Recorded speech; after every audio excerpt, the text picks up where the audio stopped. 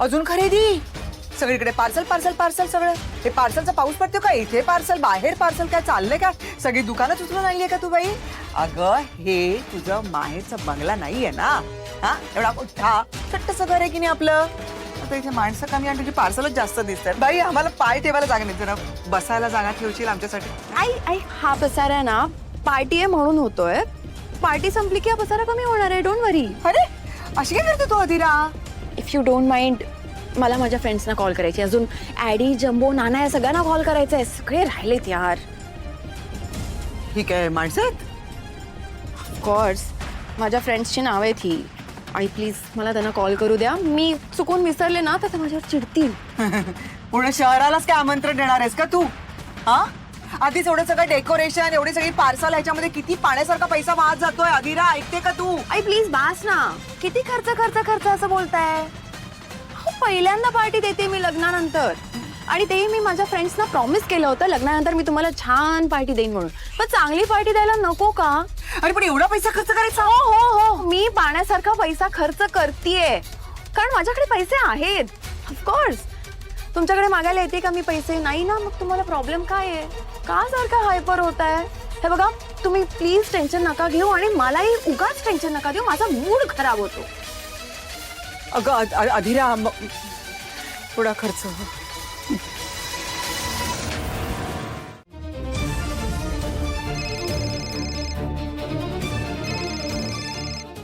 हा आई बोल ग आनंदी या अधीराचा जरा अतिच होत चाललंय आता हल्ली काय ग आता काय झालं अरे तोंडाला येईल ते बोलते तिच्या जीवेला काही हाडच नाहीये मुद्दाम मुद्दाम तिनं अशी बोलणं उकरून काढतीये आता बघ पार्टीसाठी नवीन कपडे घेऊन आलीये बरं माझ्यासाठी काही आणलं नाही हा सगळ्यांसाठी आणलं पण मी दुश्मन आहे ना तिची हे मी वयाच्या 50 वर्षानंतर पहिल्यांदा गेले दुकानात आणि माझ्यासाठी साडी घेऊन आले आणि ही सडू काय सगळी मुंबईतली दुकानं आहेत ना ती हिच्या जीवावर चालतात अशीच वागते ही सासूसाठी मुद्दाम काही घ्यावंसं वाटलं नाही तिला मुद्दाम नाही आणलं तिने मुद्दाम आई ग असं मुद्दाम का करेल ती पाकळ्यात शिरण्यासाठी अरे मी तिची सासू आहे ना हा पण मला चोमडे मारत असते ती मला सगळं सहन करावं लागतं एवढा छळ कुठल्या सासूचा झालाय का माझा होतोय तर करतो हॉटेल करून टाकले तिने हॉटेल आई ऐक ना तू तू जरा शांत हो ना मी पूर्वी म्हणाले असं सतत तिला बोलू नकोस त्यानेही करायची तिरेला पेटत असेल सोनाली तू मला शिकायला जाऊ नको आता तू त्यांच्याकडची झालीस ना म्हणून त्यांच्यासारखं बोलायला लागलीस तू मला शिकवायला लागलीस का तू वागतेस का त्यांच्याकडे असं तू वागतेस तुझ्या सासू बरोबर अशी नाही ना हे संस्कार दिलेत का मी तुला आई ती आपल्या घरात मोठी झाली आहे का नाही ना ती वेगळ्या घरात वाढलेली मुलगी आहे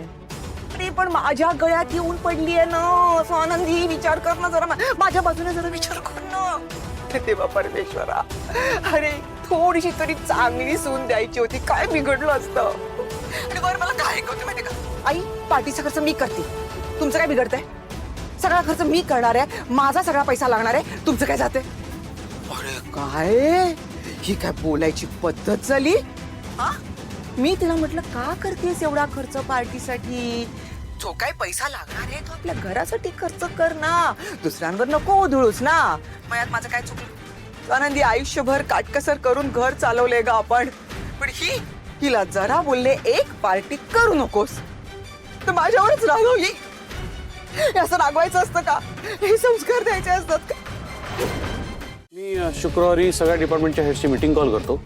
तोवर आपलं हे ॲग्रीमेंट तयार होईल आणि मला सगळ्या टीमला ब्रीफ पण करायला लागेल ते सगळं राहू दे बाजूला आनंद त्यानंतर होत राहील त्याआधी मला एक महत्वाचं काम करायचं आहे कसलं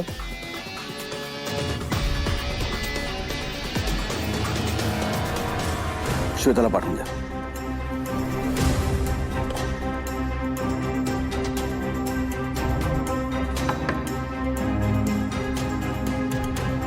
कावे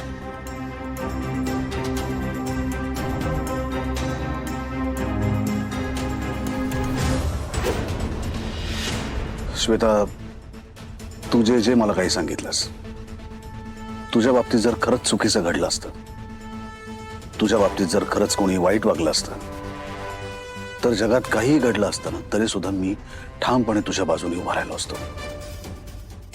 राहिलो असतो म्हणजे असायलाच हवा राहिलोच असतो कुठल्याही मुलीच्या बाबतीत, कुठल्याही स्त्रीच्या बाबतीत जर असं अन्यायकारक काही घडत असेल, कोणी तिच्याकडे वाईट नजरेने बघत असेल, कोणी तिचा गैरफायदा घेत असेल, तर एक समाज म्हणून आपण त्या स्त्रीच्या पाठीमागे भक्कमपणे उभं राहणं गरजेचंच आहे, राहायलाच पाहिजे. पण जर तसं खरंच घडलं असेल तर मी आजपर्यंत तुझ्याशी बऱ्याच वेळा बोललो. I don't trust you anymore. Sir I am so sorry. Please तुम्ही माझं एकदा ऐकून घेता का प्लीज. माझं अजून बोलून व्हायचं आहे. यांनी सांगितलं त्याप्रमाणे खरोखर अंशुमन जर तुझ्याशी वाईट वागला असता, चुकीचा वागला असता, तर मी त्याला फक्त तंबी दिली नसती. माझा भाऊ असून सुद्धा मी त्याच्यावरती कडक ऍक्शन घेतली असती. श्वेता, आपण ज्या व्यक्तीवरती चुकीचे आरोप करतो, अशा पद्धतीने आरोप करतो, तेव्हा त्या व्यक्तीचं रेप्युटेशन आयुष्यभर खराब होऊ शकतं, बिघडू शकतं. याचा विचारही करावासा वाटला नाही तुला. आणि मला नाही वाटत की आता या ऑफिसमध्ये